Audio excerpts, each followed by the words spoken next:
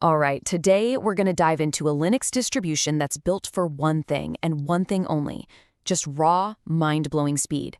We're talking about KGOS, and let me tell you, it's been making some serious waves in the performance community for a reason.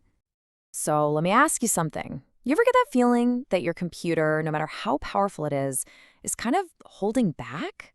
Like there's this secret stash of power locked away inside that you just can't get to? Yeah, that's the exact feeling the folks behind CachyOS set out to just completely obliterate. And CachyOS is basically their answer to that problem. Now, it's built on Arch Linux, which you probably know is already famous for being lean and mean, but CachyOS takes that foundation and just cranks it up to 11.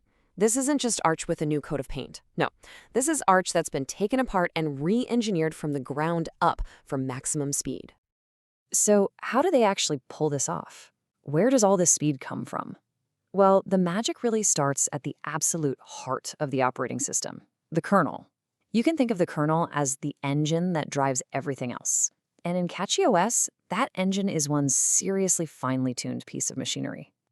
Okay, so to really get what CachyOS is doing, we have to talk about something called the CPU scheduler.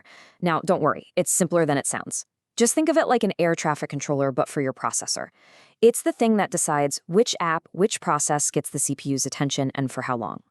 A really good scheduler makes your system feel super snappy and responsive. But a not-so-great one? Well, that's where you get that annoying lag, even on a super powerful computer.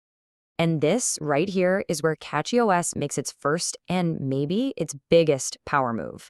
Instead of using a standard run-of-the-mill scheduler, it uses something called the BOR scheduler. It stands for Burst-Oriented Response Enhancer, which is a mouthful, I know, but its job is super simple. Make everything you do feel instant. It's designed to prioritize all those little quick tasks, like moving your mouse, typing, clicking on things, over those big, heavy background processes. The result? The whole system feels incredibly fluid and responsive, especially when you're pushing it hard. This is one of the key reasons people just rave about the CachyOS experience. But hey, a fast engine is only part of the story, right? You need an optimized vehicle to put that power down, and that's why tweaking the kernel is only half the battle. CachyOS takes that same performance-first mindset and applies it to all its software. Every single package is compiled to squeeze out every last little drop of performance. And this slide really shows you just how deep they go. We're not talking about small tweaks here. CachyOS compiles its software specifically for modern CPUs, using these things called instruction sets like x86-64v3. The best way to think about it is this.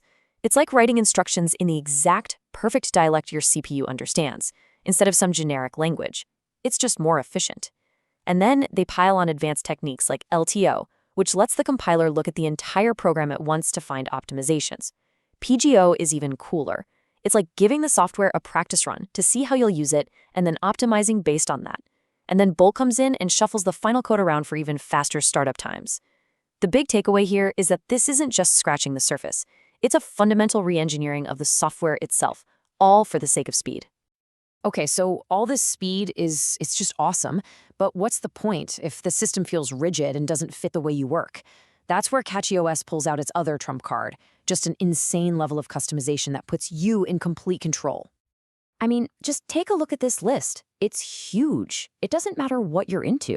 Whether you want a super modern, full-featured desktop like KDE Plasma or GNOME, or maybe a lightweight classic like XFCE, or maybe you're a power user who wants a minimalist tiling window manager like i3 or Hyperland for total control.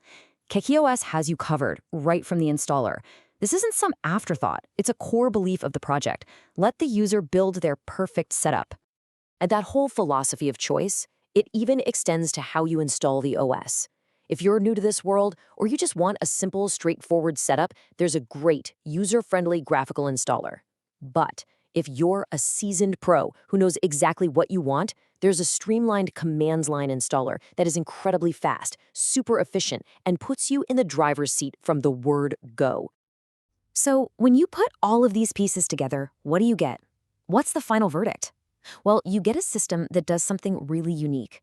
It marries two ideas that you don't often see together: absolutely extreme, out-of-the-box performance and really deep, granular personalization. This right here really is the essence of CachyOS. What this really means for you is that you don't have to spend days or even weeks tinkering and compiling everything from scratch to get these incredible speed benefits. CachyOS does all that hard work for you, delivering this hyper-optimized system that's just waiting for you to come in and shape it into your perfect workspace. And this chart, it shows that perfect balance beautifully. On one side, you've got that raw, unadulterated performance, just pushed to the absolute limit by all those kernel and package optimizations we talked about. And on the other side, you have an equally high level of user choice, making sure all that power is actually usable in a way that fits you perfectly. It's truly the combination of these two pillars that makes CachyOS so compelling. And all of this kind of brings us to a final, big picture thought. CachyOS really represents a philosophy that says one size fits all is just, well, it's lazy, and it leaves a ton of performance on the table. It really makes you wonder, right? As our computers and our hardware get more and more complex, is this kind of super deep, specific optimization the future for people who really demand the absolute most from their machines? It's definitely something to think about.